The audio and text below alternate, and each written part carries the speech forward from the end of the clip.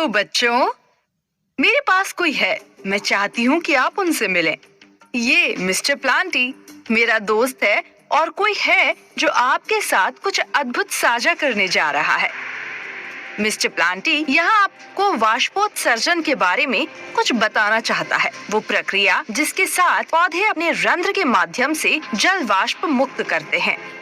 प्रत्यक्ष रूप से इस प्रक्रिया के बारे में एक रहस्य है जिसे वो आपके साथ साझा करना चाहता है। खैर, हम किसका इंतजार कर रहे हैं? आइए और मिस्टर प्लांटी के साथ एक साहसिक कार्य पर चलते हैं। इस टॉपिक में हम वाष्पोत्सर्जन में रंध्र के खुलने और बंद होने की भूमिका के बारे में जानेंगे। सभी आवृत बीजी पौधे जिन्हें हम अपने आसपास देखते हैं आमतौर पर हरे रंग के होते हैं। पत्ती की एक अनुप्रस्थ काट कुछ बिखरे हुए रंध्रों के साथ ऊपरी बाह्य त्वचा दर्शाती है। अगली परत लंबी कोशिकाओं से बनी होती है जिन्हें खंभ कोशिकाएं कहा जाता है, जिसके नीचे गोलाकार स्पंजी कोशिकाएं होती हैं। स्पंजी परत कोशिकाओं की एकल परत में समाप्त होती है जिसे निचली बाह्य त्वचा कहा जाता है।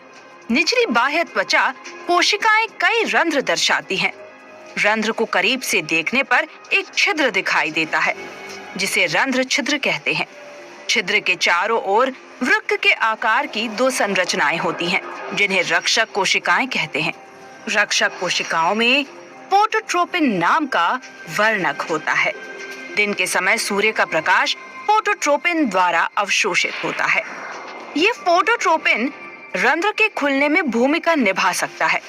फॉस्फोरिलेज स्टार्च को शर्करा अणुओं में परिवर्तित करने में मदद करता है। शर्करा की उच्च सांद्रता जल को रक्षक कोशिकाओं में खींचती है और वे स्फीत हो जाती हैं। इसके कारण रक्षक कोशिकाएं एक दूसरे से दूर चली जाती हैं। इस प्रकार रंध्र छिद्र खुल जाते हैं। एक बार जब ये छिद्र खुल जाता है तो रंध्रों से वाष्प के रूप में जल की हानि होती है। रंध्रों से वाष्प के रूप में जल हानि की इस प्रक्रिया को वाष्पोत्सर्जन कहते हैं। लेकिन सूर्य के प्रकाश की अनुपस्थिति में एक विपरीत प्रक्रिया होती है। एंजाइम हेक्सोकाइनेज आंशिक रूप से रक्षक कोशिकाओं के शर्करा अणुओं को वापस स्टार्च में बदलने में मदद करता है। स्टार्च के संश्लेषण से आसपास की कोशिकाओं को रक्षक कोशिकाओं द्वारा जल की हानि होती है।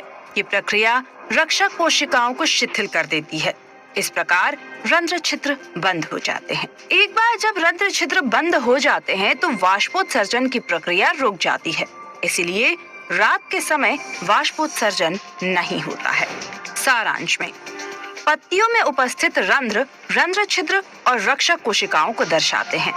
इन रक्षक कोशिकाओं में फोटोट्रोपिन नामक वर्णक होता है।